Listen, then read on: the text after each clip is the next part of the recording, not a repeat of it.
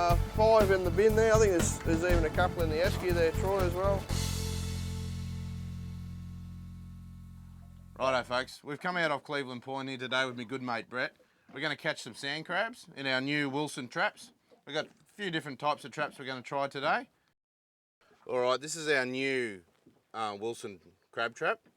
It's designed by a commercial fisherman here in Australia. It has 10mm heavy duty rings, has sewn in bait bags, you know, heavy duty mesh, really built to last. These sort of pots won't float away. Some of your cheapest sort of style pots can actually float away when the tide gets too high. But this sort of pot here is the way to go. A pretty important thing with crabbing in southeast Queensland is these days is you have to have your name, address on your 6-inch float. You have to have a 6-inch float here in Queensland. Some stores sell 4-inch ones. I think we've got about 9 metres of 3mm rope here, so that's going to be heaps for where we're going to be crabbing today.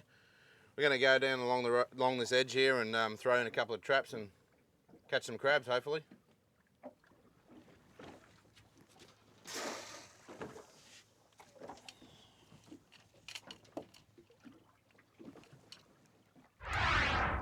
Righto folks, with this sort of trap, we're going to use our new easy bait bag. It's quite a good idea. Opens up one end, you slip your bait in, you close it up, and it's got 2 hooks, so you can actually tie it nice and tight down in the bottom of the trap. We'll just show you how it works. You got a bit of bait there, Brett. Show a mullet frame or a couple of mullet heads in there. Mullet heads here. Just like so. That pulls up. It's ready to go. You open up your trap, put one hook in one end, the other one down the other end here. You can actually go right through and then just come back onto the mesh there somewhere. And we'll put the trap together. What we do with these sort of traps is we tie it around the two galvanised rings there. So just a couple of half inches I do. And then I just tie it off one of the meshes there, so just a bit of a safety. But the idea of that is that if these clips do happen to come undone, yeah, the rope's still holding it together. Yep. Right, this is our third type of trap we're going to use this morning. This one's got a little bit lighter rings, not quite as big in the ring, but a 4-entry trap.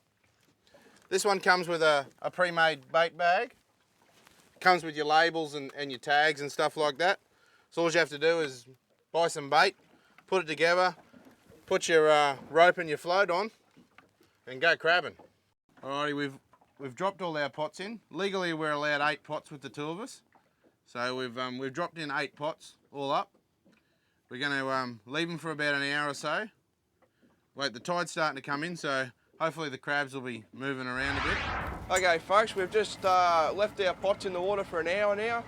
We're going to check our pots for the first time, and hopefully we've got some crabs in our pots so we can take home and cook.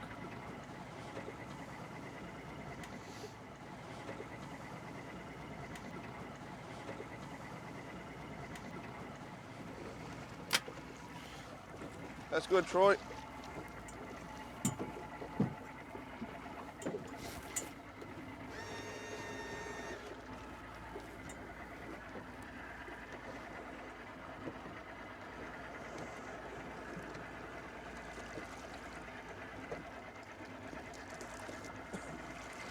Okay, folks.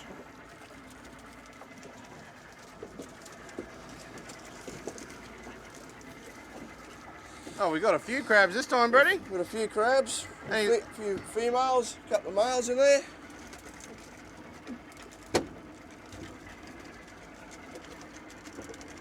We might tip them into that bin, eh?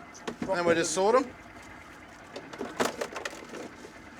Legally here in Queensland, you've actually got to get rid of your female crabs as soon as possible.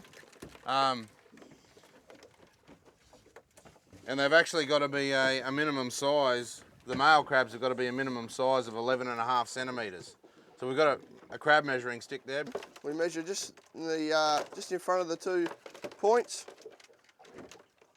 He actually makes it. And the way to identify the 2 crabs, the male and the female, the male has a pointy tail, where the female has a more rounded tail. What do we end up with there so far? There's 5 in the bin there. I think there's even a couple in the esky there, Troy, as well. So. Oh well, that's not too bad. We've still got another couple of pots to check yet, haven't we? 7 pots to check. Yep. So go and see how we go. You say put them in a nice box with some ice in them. It actually puts them to sleep, and it's a humane way to kill them, more or less. All right. Well, we might go home and go to work. Yep.